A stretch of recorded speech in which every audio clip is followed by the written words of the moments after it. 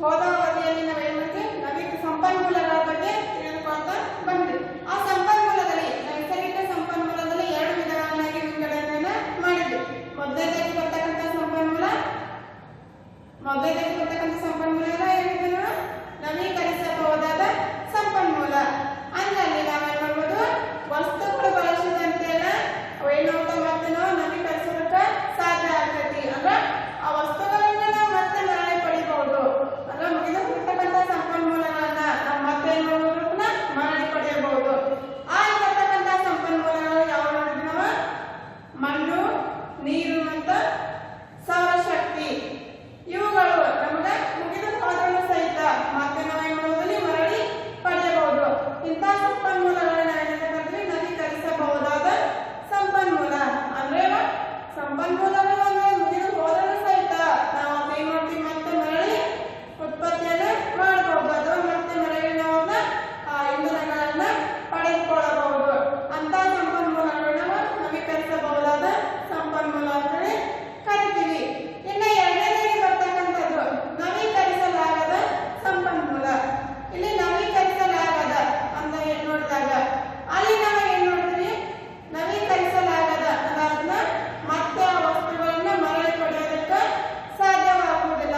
ಆ ಒಂದು ಮುಗಿದು ಹೋಗಿರ್ತಕ್ಕಂಥ ಇಂಧನಗಳನ್ನ ತಯಾರಿಸೋದಕ್ಕ ಸಾವಿರಾರು ವರ್ಷಗಳ ಅವಧಿಯನ್ನ ತೆಗೆದುಕೊಳ್ತೈತಿ.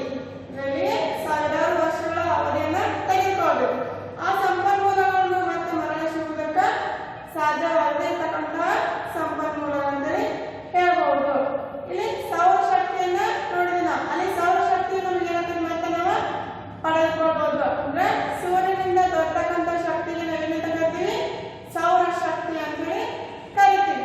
ಅದರ ಜೊತೆಗೆ ಮಣ್ಣು ಕೂಡ ಇದು ನವೀಕರಿಸಬಹುದಾದ ಸಂಪನ್ಮೂಲ. ಅಲ್ಲಿ ನಾವು ಮತ್ತೆ ಏನ್ ಮಾಡೋದು ಮಣ್ಣನ್ನ ಪಡಿಬಹುದು.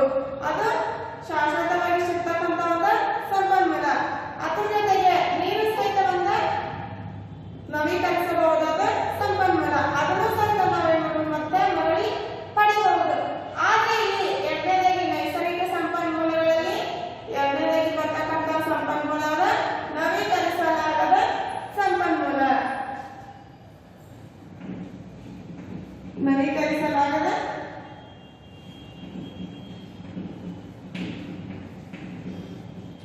ಸಂಪನ್ಮೂಲ.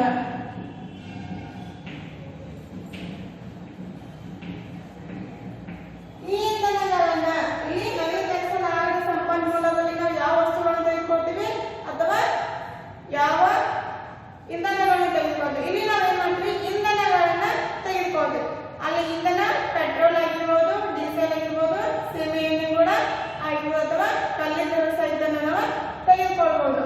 ಇವೇನ ನವೀಕರಿಸಲಾಗದಂತಹ ಸಂಪನ್ಮೂಲಗಳು ಅಂತ ಹೇಳಿ ನಾವು ನೋಡ್ಬೋದು. ಯಾಕಂದ್ರೆ ತಯಾರಾಗೋದಕ್ಕೆ ಎಷ್ಟು ವರ್ಷ ಸಾವಿರಾರು ವರ್ಷಗಳನ್ನ ತೆಗೆದುಕೊಳ್ತೀವಿ. ಅಂದ್ರೆ ಮತ್ತೆ ನಾವು ಮರಳಿ ಬಿಡೋದಕ್ಕೆ ಸಾವಿರಾರು ವರ್ಷಗಳ ಏನ್ ಮಾಡ್ತಿದ್ದ ತೆಗೆದುಕೊಳ್ತೀವಿ.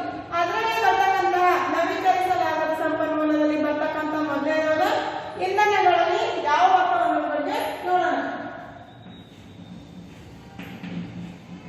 ಇಲ್ಲಿ ಇಂಧನಗಳು ಅಂದ್ರೆ ಏನ ನಾವು ಯಾವ ಇಂಧನ ಅಂತೇಳಿ ಕರಿತೀವಿ ಅಥವಾ ಯಾವ ವಸ್ತುವಿನ ಇಂಧನ ಅಂತೇಳಿ ಕರಿತೀವಿ ಅಂತೇಳಿ ನೋಡೋಣ.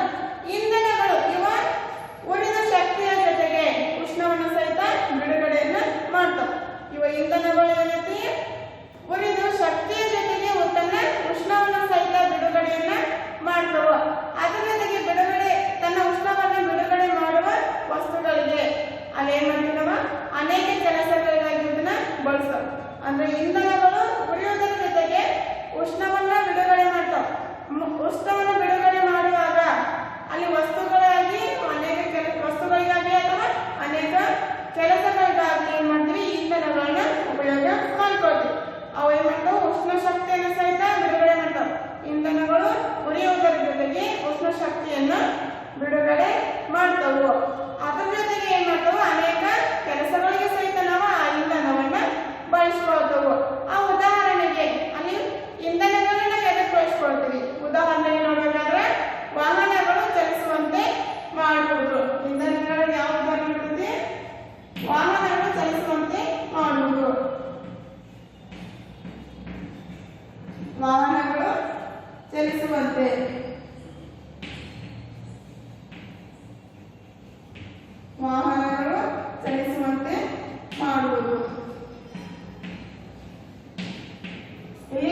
ಇಂಧನಗಳನ್ನ ಎದಕ್ಕೆ ಬಳಸ್ಕೊಳ್ತೀವಿ? ಅನೇಕ ಕೆಲಸಗಳಿಗೆ ಸಹಿತ ಬಳಸ್ಕೊಳ್ತೀವಿ ಅಂತ ವಸ್ತುಗಳಿಗಾಗಿ ಸಹಿತ ನಾವು ಏನ್ ಮಾಡ್ತೀವಿ? ಇಂಧನವನ್ನ ಬಳಸ್ಕೊಳ್ತೀವಿ. ಹಾಗಾದ್ರೆ ಆ ಇಂಧನದಿಂದ ನಮಗೆ ಏನು ಉಪಯೋಗ? ಆ ಇಂಧನವನ್ನ ಎದಕ್ಕೆ ಉಪಯೋಗ ಮಾಡ್ಕೊಳ್ತೀವಿ ಅಥವಾ ಅದಕ್ಕೆ ನಾವು ಆ ಇಂಧನವನ್ನ ಬಳಸ್ಕೊಳ್ತೀವಿ? ಅವಾಗ ಎದು ಮಾಡ್ತೀವಿ? ವಾಹನಗಳು ಚಲಿಸುವಂತೆ ಮಾಡುವುದು. ಈಗ ಒಂದು ವಾಹನ ಚಲಿಸಬೇಕಾದ್ರ ಅಲ್ಲಿ ನಾವು ಇಂಧನವನ್ನ ಬಳಕೆ ಮಾಡ್ತೀವಿ. ಉದಾಹರಣೆಗೆ ಒಂದು ಬೈಕ್ ತೆಗೆದುಕೊಂಡಾಗ ಅಲ್ಲಿ ನಾವು ಚಲನೆ ಮಾಡಬೇಕಾದ್ರೆ ಏನ್ ಮಾಡ್ತೀವಿ? ಅದಕ್ಕೆ ಪೆಟ್ರೋಲ್ ಅನ್ನ ಹಾಕ್ತೀವಿ. ಆ ಪೆಟ್ರೋಲ್ ಅಂತಕ್ಕಂಥದ್ದು ಕೂಡ ಒಂದು ಇಂಧನ ರೂಪದಲ್ಲಿರ್ತಕ್ಕಂಥ ಇಂಧನ ಅಂತೇಳಿ ನಾವು ಹೇಳ್ಬೋದು. ಅಲ್ಲಿ ಪೆಟ್ರೋಲ್ ಅಂತಕ್ಕಂಥದ್ದು ಒಂದು ಇಂಧನ. ಆ ಪೆಟ್ರೋಲ್ ಅನ್ನ ಬೈಕ್ ಹಾಕಿದಾಗ ಆ ಬೈಕ್ ಏನಾಗತ್ತೆ? ತನ್ನ ಚಲನೆಯನ್ನ ಪಡೆದಿದ್ದೀವಿ. ಹಾಗಾದ್ರೆ ವಾಹನಗಳು ಚಲಿಸುವಂತೆ ಮಾಡಲು ಸಹಿತ ನಾವೇನ್ ಮಾಡ್ತೀವಿ? ಇಂಧನವನ್ನ ಬಳಕೆ ಮಾಡ್ತಾವ. ಇನ್ನ ಎರಡನೇದಾಗಿ ಅಡಿಗೆ ಮಾಡಲು ಸಹಿತ ನಾವೇನ್ ಮಾಡ್ತೀವಿ? ಇಂಧನವನ್ನ ಬಳಸ್ಕೊಳ್ತೀವಿ. ಆ ಇಂಧನ ಯಾವುದು ಅಂತ ನೋಡಿದಾಗ ಅಲ್ಲಿ ನೈಸರ್ಗಿಕ ಅನಿಲ ಅಂತಕ್ಕಂಥದ್ದನ್ನ ಬಳಸ್ಕೊಳ್ತೀವಿ. ನೈಸರ್ಗಿಕ ಅನಿಲ ಅಂತಕ್ಕಂಥ ಇಂಧನವನ್ನ ನಾವೇನ್ ಮಾಡ್ತೀವಿ? ಬಳಸ್ಕೊಳ್ತೀವಿ. LPG ಗ್ಯಾಸ್ ಮನೆಯನ್ನ ಅಡಿಗೆಗೆ ಏನ್ ಬಳಸ್ಕೊಳ್ತೀವಿ? ಗ್ಯಾಸ್ ಅನ್ನ ಬಳಸ್ಕೊಳ್ತೀವಿ. ಆ ಗ್ಯಾಸ್ ನಮ್ಗೆ ಸಿಗ್ಬೇಕಾದ್ರ ಅದು ಕೂಡ ಒಂದು ಇಂಧನ ರೂಪದಲ್ಲಿ ನಾವೇನ್ ಮಾಡ್ತೀವಿ? ಅದನ್ನ ಆ ವಸ್ತುವನ್ನ ಪಡೆದುಕೊಳ್ತೀವಿ. ಅಂದ್ರೆ ಗ್ಯಾಸ್ ಅನ್ನ ಬಳಸಬೇಕಾದ್ರೂ ಸಹಿತ ಅಲ್ಲಿ ನಾವು ಯಾವ ಸಂಪನ್ಮೂಲ ಹಾಕಿರ್ತೀವಿ? ಇಂಧನ ಅಂತಕ್ಕಂಥದ್ದು ಒಂದು ಸಂಪನ್ಮೂಲನ ಬಳಕೆಗೆ ತೆಗೆದುಕೊಂಡಿರ್ತೀವಿ. ಅಂದ್ರೆ ನಾವು ದಿನನಿತ್ಯಕ್ಕೆ ನಮ್ಮ ಕೆಲಸಕ್ಕೆ ಬಳಸ್ತಕ್ಕಂತಹ ಗ್ಯಾಸ್ ಸಹಿತ ಅದು ಕೂಡ ಒಂದು ಇಂಧನ ಅಂತೇಳಿ ಹೇಳ್ಬೋದು. ಅದಕ್ಕೆ ಇನ್ನೊಂದು ಅಂತಾರೆ ಏನಂತಂದ್ರೆ ನೈಸರ್ಗಿಕ ಅನಿಲ ಅಥವಾ LPG ಅಂದ್ರೆ ಲಿಕ್ವಿಫೈಡ್ ಪೆಟ್ರೋಲಿಯಂ ಗ್ಯಾಸ್ ಅಂತೇಳಿ ಹೇಳ್ತೀವಿ. ಅದರಲ್ಲಿ ವಾಹನಗಳು ಚಲಿಸುವಂತೆ ಮಾಡಲು ಸಹಿತ ನಾವು ಇಂಧನವನ್ನ ಬಳಕೆಗೆ ತೆಗೆದುಕೋಬೇಕು. ಅದರ ಜೊತೆಗೆ ಅಡಿಗೆ ಮಾಡಲು ಸಹಿತ ನಾವು ಇಂಧನವನ್ನ ಬಳಸಬಹುದು. ಇನ್ನು ವಾಹನಗಳ ಬಳಕೆಗೆ ಬಳಸ್ತಕ್ಕಂಥ 3 ಇಂಧನಗಳು ಅಲ್ಲಿ ಇಂಧನಗಳನ್ನ ತೆಗೆದುಕೋಬೇಕು. ಆ ವಾಹನಗಳಿಗೆ ನಾವು ಯಾವ ಯಾವ ಇಂಧನಗಳನ್ನ ಬಳಸ್ತೀವಿ? ವಾಹನ ಚಲಿಸಬೇಕಾದ್ರೆ ಎಲ್ಲದಕ್ಕೂ ಒಂದೇ ಬಗೆಯಾಗಿರ್ತಕ್ಕಂಥ ಇಂಧನವನ್ನ ಬಳಕೆ ಮಾಡಂಗಿಲ್ಲ. ಅಲ್ಲಿ ನಾವು ಬೇರೆ ಬೇರೆ ಆಗಿರ್ತಕ್ಕಂಥ ಇಂಧನಗಳನ್ನ ಬಳಕೆಗೆ ತೆಗೆದುಕೊಳ್ಬೇಕು. ಹಾಗಾದ್ರೆ ಅಲ್ಲಿ ಬರ್ತಕ್ಕಂಥ ಇಂಧನಗಳು ಯಾವ? ಮೊದಲನೇದಾಗಿ ಪೆಟ್ರೋಲಿಯಂ. ಅಲ್ಲಿ ಪೆಟ್ರೋಲಿಯಂ ಸಹಿತ ಅಂದ್ರೆ ಪೆಟ್ರೋಲಿಯಂ ಅಂದ್ರೆ ಪೆಟ್ರೋಲ್ ನಾವು ಏನ್ ತಗೊಂತೀವಿ? ಪೆಟ್ರೋಲಿಯಂ ಅಂತೇಳಿ ಕರಿತೀವಿ. ಆ ಪೆಟ್ರೋಲ್ ಅನ್ನು ತೆಗೆದುಕೊಂಡ ವಾಹನಗಳು ಚಲಿಸುವಂತೆ ಮಾಡಲು ನಮಗೆ ಸಾಧ್ಯ ಐತಿ. ತನ್ನ ಜೊತೆಗೆ ಎರಡನೇದಾಗಿ ಬರ್ತಕ್ಕಂಥದ್ದು ಡೀಸೆಲ್. ಇದು ಕೂಡ ಏನೈತಿ? ನಾವು ವಾಹನಗಳ ಚಲನೆಗೆ ಬಳಸ್ಕೊಳ್ಬಹುದು. ಈಗ ಬಸ್ಸು ಮತ್ತು ಕಾರು. ಈ ಬಸ್ ಮತ್ತು ಕಾರ ಚಲನೆಗೆ ನಾವು ಏನ್ ಬಳಸ್ತೀವಿ? ಅಲ್ಲಿ ಯಾವ ಇಂಧನವನ್ನು ಬಳಸ್ತೀವಿ? ಡೀಸೆಲ್ ಅಂತಕ್ಕಂಥ ಇಂಧನವನ್ನ ಬಳಕೆಗೆ ತೆಗೆದುಕೊಳ್ತೀವಿ. ಅಂದ್ರೆ ಇಲ್ಲಿಯೂ ಕೂಡ ಏನೈತಿ? ಅದೇ ಇಂಧನವನ್ನ ಬಳಸ್ತೀವಿ. ನೆಕ್ಸ್ಟ್ ಮೂರನೇದಾಗಿ ಬರ್ತಕ್ಕಂಥದ್ದು ಕಲ್ಲಿದ್ದಲನ್ನು ಸಹಿತ ನಾವು ಬಳಸ್ಕೊಳ್ತೀವಿ. ಅಂದ್ರೆ ಅದು ಸಹಿತ ನಾವು ಆ ಕಲ್ಲಿದ್ದಲು ಅಂತಕ್ಕಂಥ ಇಂಧನವನ್ನು ಸಹಿತ ನಾವೇನ್ ಮಾಡ್ತೀವಿ? ನಮ್ಮ ವಾಹನಗಳ ಚಲನೆಗೆ ತೆಗೆದುಕೊಳ್ತೀವಿ. ಇನ್ನು ಮನೆಯಲ್ಲಿ ಅಂದ್ರೆ ಮನೆಯಲ್ಲಿ ಅಡಿಗೆ ಮಾಡಲು ಬಳಸ್ತಕ್ಕಂಥ ಇಂಧನ. ಮನೆಯಲ್ಲಿ ಅಡಿಗೆ ಮಾಡಲು ಯಾವ ಇಂಧನವನ್ನು ಬಳಸ್ತೀವಿ? ಮೊದಲನೇದಾಗಿ ಗ್ಯಾಸ್ ಅನ್ನು ಸಹಿತ ನಾವೇನ್ ಮಾಡ್ತೀವಿ? ಅಡಿಗೆಗೆ ಬಳಸ್ಕೊಳ್ತೀವಿ. ಅಲ್ಲಿ ನಾವು ನೈಸರ್ಗಿಕ ಅನಿಲವನ್ನು ಸಹಿತ ನಾವೇನ್ ಮಾಡ್ಬೋದು? ಅಡಿಗೆ ಮಾಡಲು ಬಳಸ್ಕೊಳ್ಬಹುದು. ಇನ್ನು ಎರಡನೇದಾಗಿ ಸೀಮೆ ಎಣ್ಣೆ ಮುಖಾಂತರ ಸಹಿತ ನಾವು ಅಡಿಗೆಗೆ ಬಳಸ್ಕೊಳ್ತೀವಿ. ಯಾವ ರೀತಿಯಾಗಿ? ಮನೆಯಲ್ಲಿ ಸ್ಟೋವ್ ಇಟ್ಟಿರ್ತಾರೆ. ಆ ಸ್ಟೋವ್ ಚಾಲು ಆಗ್ಬೇಕಾದ್ರೆ ಅದನ್ನ ನಾವು ಯಾವ ಇಂಧನ ಹಾಕ್ತೀವಿ? ಸೀಮೆ ಎಣ್ಣೆನ ಹಾಕ್ತೀವಿ. ಹಾಗಾಗಿ ಅದನ್ನು ಸಹಿತ ನಾವು ಬಳಸ್ಕೊಳ್ತೀವಿ. ಇನ್ನು ಮೂರನೇದಾಗಿ ಸೌದೆ ಅಥವಾ ಕಟ್ಟಿಗೆಯನ್ನು ಸಹಿತ ನಾವಲ್ಲಿ ಬಳಸ್ಕೊಳ್ತೀವಿ. ಈ ಗ್ಯಾಸ್ ಮತ್ತು ಸ್ಟೋವ್ ಎಲೆಕ್ಟ್ರಿಕಲ್ ಮೂರರ ಮನೆಯಲ್ಲಿ ಯಾವ ಸಿಗುತ್ತೆ? ನಮ್ಗೆ ಸೌದೆ ಅಥವಾ ಕಟ್ಟಿಗೆಯನ್ನು ಬಳಸಿಕೊಂಡು ಅಡಿಗೆ ಮಾಡಲು ನಾವು ಬಳಕೆಗೆ ತೆಗೆದುಕೊಳ್ತೀವಿ. ವಾಹನಗಳ ಚಲಿಸುವಂತೆ ಮಾಡಲು ಯಾವ ತೆಗೆದುಕೊಳ್ತೀವಿ? ಪೆಟ್ರೋಲ್, ಡೀಸೆಲ್ ಮತ್ತು ಕಲ್ಲಿದ್ದಲನ್ನ ಬಳಸಿಕೊಂಡು ವಾಹನಗಳ ಚಲನೆಗೆ ತೆಗೆದುಕೊಳ್ತೀವಿ. ಇಂಧನವನ್ನ ವಾಹನಗಳ ಚಲನೆಗೆ ಬಳಸ್ಕೊಳ್ತೀವಿ. ಆದ್ರೆ ಮನೆಯಲ್ಲಿ ತೆಗೆಸ್ತಕ್ಕಂಥ ಅಡಿಗೆಗೆ ಅಲ್ಲಿ ನಾವು ಯಾವ ಇಂಧನಗಳನ್ನ ಬಳಸ್ತೀವಿ ಅಂತ ಹೇಳಿದ್ರೆ ಗ್ಯಾಸ್ ಅಥವಾ ಸೀಮೆ ಎಣ್ಣೆ ಅಥವಾ ಸೌದೆ ಇಲ್ಲಾಂದ್ರೆ ಕಟ್ಟಿಗೆಯನ್ನ ಬಳಸ್ಕೊಳ್ತೀವಿ. ಅಂದ್ರೆ ವಾಹನಗಳು ಚಲಿಸುವ ಇಂಧನಗಳು ಬೇರೆ, ನಾವು ಮನೆಯಲ್ಲಿ ಬಳಸ್ತಕ್ಕಂಥ ಅಡಿಗೆ ತಯಾರು ಮಾಡಿ ಬಳಸ್ತಕ್ಕಂಥ ಇಂಧನಗಳ ಬೇರೆ ಅಂತೇಳಿ ನೋಡಿ. ಇನ್ನು ಲಕ್ಷಾಂತರ ವರ್ಷಗಳ ಹಿಂದೆ ಪಳೆಯುವಿಕೆ ಇಂಧನ ಅಂತೇಳಿ ನಾವು ಯಾವ್ದು ಪಳೆಯುವಿಕೆ ಇಂಧನ ಅಂತೇಳಿ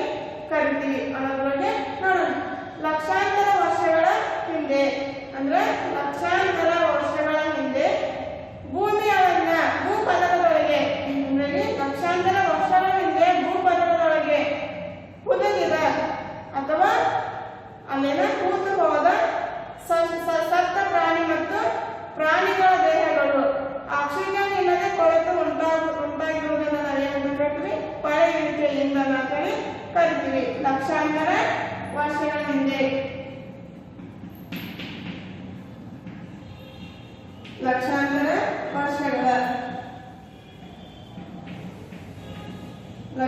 ವರ್ಷಗಳ ಹಿಂದೆ ಅಂದ್ರೆ ಹಲವಾರು ವರ್ಷಗಳ ಹಿಂದೆ ಅಂತ ಹೇಳ್ಬೋದಲ್ವಾ. ಲಕ್ಷಾಂತರ ವರ್ಷಗಳ ಹಿಂದೆ ಭೂಪದರದೊಳಗೆ, ಭೂಮಿಯ ಆಳದಲ್ಲಿ,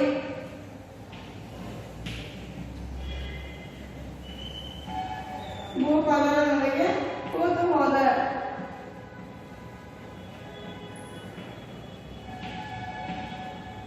ಈ ಲಕ್ಷಾಂತರ ವರ್ಷಗಳ ಹಿಂದೆ ಭೂಪದರದೊಳಗೆ ಕೂತು ಹೋದ ಸತ್ತ ಸಸ್ಯ ಅಥವಾ ಪ್ರಾಣಿಗಳ ದೇಹಗಳು. ಸತ್ತ ಸಸ್ಯ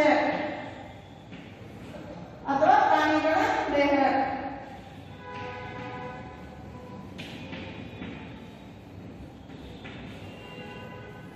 ಅಲ್ಲೇನ್ ಮಾಡ್ತೀವಿ ನಾವು?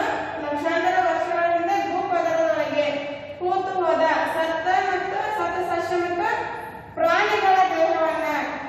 ಇಲ್ಲಿ ಪ್ರಾಣಿಗಳ ದೇಹಗಳು ಆಕ್ಸಿಜನ್ ಇಲ್ಲದೆ, ಆಕ್ಸಿಜನ್ ಅಂದ್ರೆ ಗಾಳಿ ಅಂತೇಳಿ ಹೇಳ್ಬೋದು. ನಾವು ಉಸಿರಾಡೋದಕ್ಕೆ ಯಾರನ್ನ ಬಳಸ್ಕೊಳ್ತೀವಿ? ಗಾಳಿಯನ್ನ ತೆಗೆದುಕೊಳ್ತೀವಿ. ಅದರಿಂದ ಇನ್ನೊಂದೇನಂತ ಕರಿತೀವಿ? ಆಕ್ಸಿಜನ್ ಅಂತೇಳಿ ಕರಿತೀವಿ. ಆಕ್ಸಿಜನ್ ಇಲ್ಲದ ಅವೇನ್ ಮಾಡ್ತಾರೋ? ಆಕ್ಸಿಜನ್ ಇಲ್ಲದೆ ಕೊಳೆತು ಉಂಟಾಗಿರುವುದನ್ನ, ಆಕ್ಸಿಜನ್ ಇಲ್ಲದೆ ಕೊಳೆತು ಉಂಟಾಗುವುದೇ ಕೊಳೆಯುವಿಕೆ ಇಂಧನ.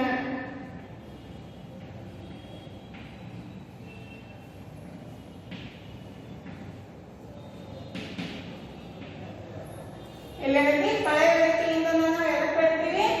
ಲಕ್ಷಾಂತರ ವರ್ಷಗಳ ಹಿಂದೆ ಭೂಪದರದೊಳಗೆ ಕೂತು ಹೋದ ಸತ್ತ ಸಸ್ಯ ಮತ್ತು ಪ್ರಾಣಿಗಳ ದೇಹಗಳು. ಆಕ್ಸಿಜನ್ ಇಲ್ಲದೆ ಕೊಳ್ತಕ್ಕಂತಹ, ಅಲ್ಲಿ ನಾವು ಆಕ್ಸಿಜನ್ ಬೆಳಕಿಗೆ ತೆಗೆದುಕೊಳ್ಳದೆ,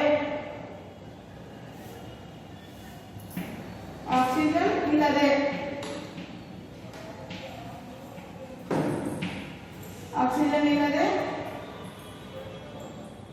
ಕೊಳೆತು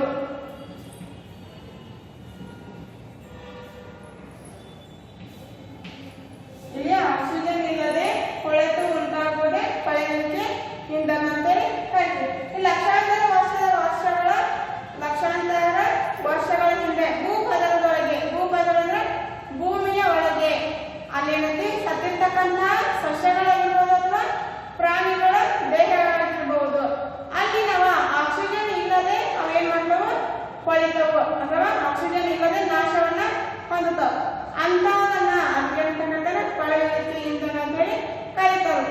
ಈಗ ಉದಾಹರಣೆಗಳನ್ನು ಪ್ರಾಣಿಯನ್ನ ಸತ್ತಿತ್ತು ಅಂದ್ರೆ ನಾವೇನ್ ಮಾಡ್ತೀವಿ? ಸತ್ತಿರ್ತಕ್ಕಂಥ ಪ್ರಾಣಿಯನ್ನ ಭೂಮಿಯೊಳಗೆ ಹುರಿದ ಮಣ್ಣನ್ನ ಕೊಡ್ತೀವಿ. ಅದನ್ನೇನಾಗುತ್ತೆ? ಮಣ್ಣು ಹಾಕಿರ್ತೀವಿ. ಅಲ್ಲಿ ಗಾಳಿ ಇರ್ತದೆ, ಗಾಳಿ ಇರಂಗಿಲ್ಲ. ಹಾಗಾಗಿ ಅವೇನ್ ಮಾಡ್ತಾವ? ಕೊಳಿತಾವ. ಅಲ್ಲಿ ಲಕ್ಷಾಂತರ ವರ್ಷಗಳ ಏನ್ ಮಾಡ್ತಾವ? ತೆಗೆದುಕೊಳ್ತಾವ. ಅಲ್ಲಿ ಹಲವಾರು ವರ್ಷಗಳನ್ನು ತೆಗೆದುಕೊಂಡ ಅಲ್ಲಿ ಸಂಪೂರ್ಣವಾಗಿ ನಾಶವಾಗ್ತಾವ. ಅಲ್ಲಿ ಉಂಟಾಗತಕ್ಕಂಥ ಇಂಧನ ಯಾವ್ದ? ಕೊಳೆಯುವಿಕೆ ಇಂಧನ ಅಂತೇಳಿ ಹೇಳ್ಬೋದು. ಈ ಕೊಳೆಯುವಿಕೆ ಇಂಧನದಲ್ಲಿ ಬರ್ತಕ್ಕಂತಹ ಮತ್ತೆ 3 ಪ್ರಮುಖವಾಗಿರ್ತಕ್ಕಂಥ ಇಂಧನಗಳು ಬರ್ತಾವ. ಅವು ಮೊದಲನೇ ಬರ್ತಕ್ಕಂಥ ಇಂಧನ ಯಾವುದು ಅಂದ್ರೆ ಕೊಳೆಯುವಿಕೆ ಇಂಧನದಲ್ಲಿ ಬರ್ತಕ್ಕಂಥ ಇಂಧನ ಯಾವುದಂತ ನೋಡಿದಾಗ ಅದು ಮೊದಲನೇ ಬರ್ತಕ್ಕಂಥ ಇಂಧನ ಪೆಟ್ರೋಲಿಯಂ ಇಂಧನ ಅಂತ ಹೇಳಿ ನಾವು ತೆಗೆದುಕೊಳ್ತೀವಿ. ಮೊದಲನೇ ಬರುವುದು ಪೆಟ್ರೋಲಿಯಂ. ಇಲ್ಲಿ ಕೊಳೆಯುವಿಕೆ ಇಂಧನದಲ್ಲಿ ಬರ್ತಕ್ಕಂತಹ ಒಂದು ಇಂಧನ, ಅದರಲ್ಲಿ ಬರ್ತಕ್ಕಂಥ ಪ್ರಮುಖವಾಗಿ ಕೊಳೆಯುವಿಕೆ ಇಂಧನದಲ್ಲಿ ಸಹಿತ ನಾವು ಏನ್ ಮಾಡ್ತೀವಿ? ಬೇರೆ ಬೇರೆ ರೀತಿಯಾಗಿ ಇಂಧನಗಳನ್ನ ವಿಂಗಡಣೆಯನ್ನ ಮಾಡ್ತೀವಿ. ಅದರಲ್ಲಿ ಬರ್ತಕ್ಕಂಥ ಮೊದಲನೇ ಇಂಧನ ಪೆಟ್ರೋಲಿಯಂ.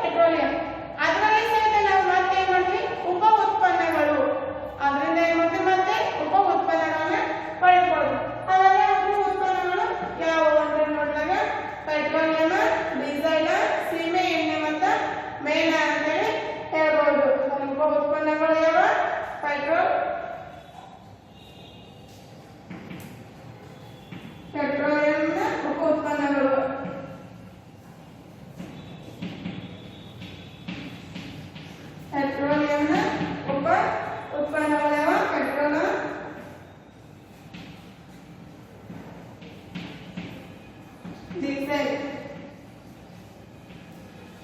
ಸೀಮೆಎಣ್ಣೆ,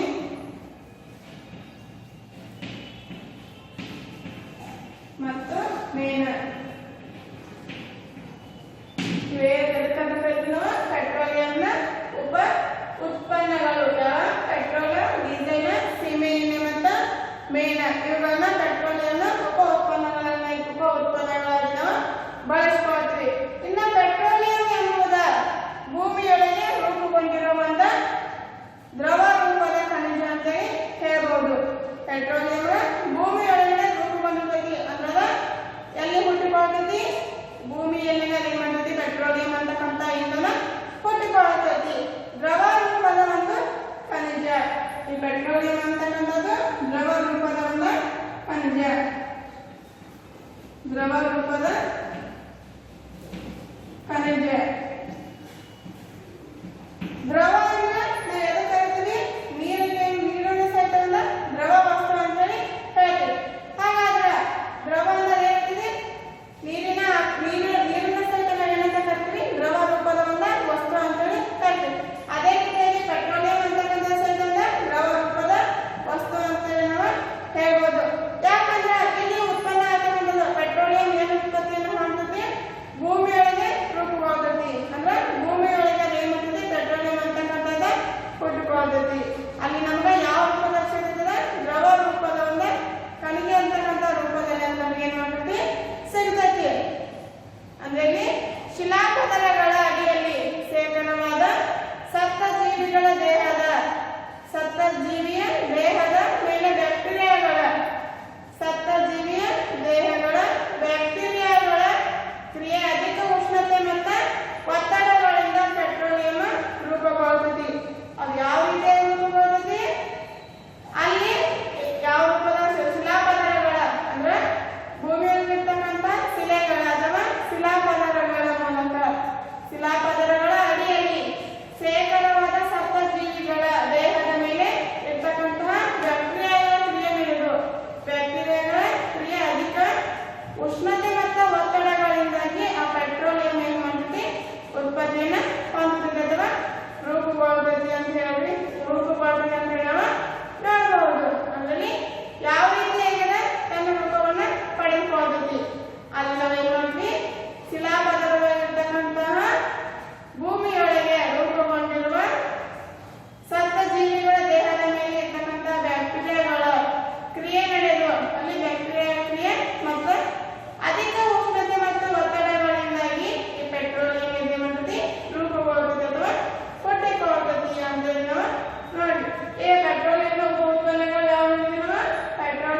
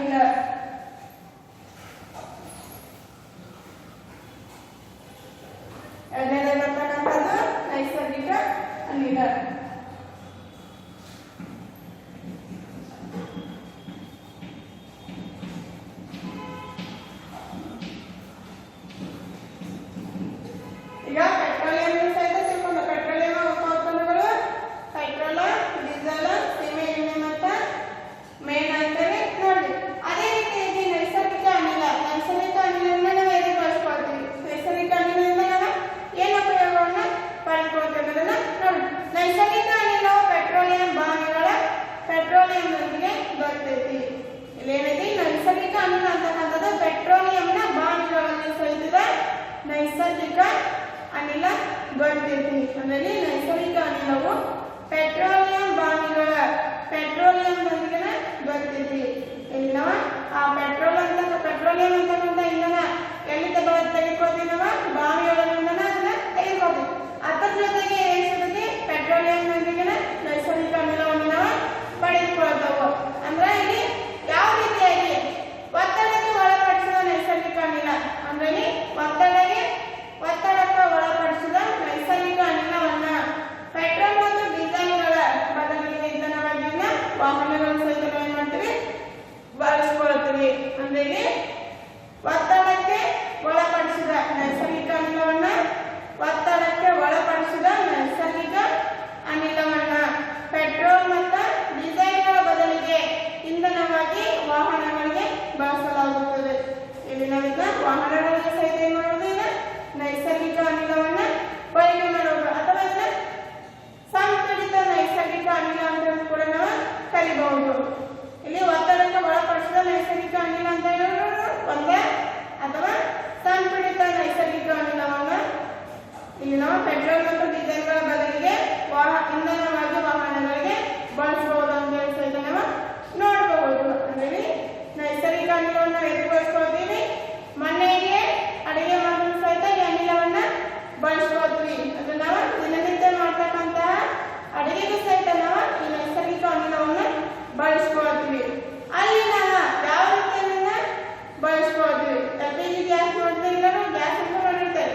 ಅಲ್ಲಿ ನಾವು ಬಳಸ್ತಕ್ಕಂಥದ್ದು LPG ಅಂತಕ್ಕಂಥ ಗ್ಯಾಸ್. ಆ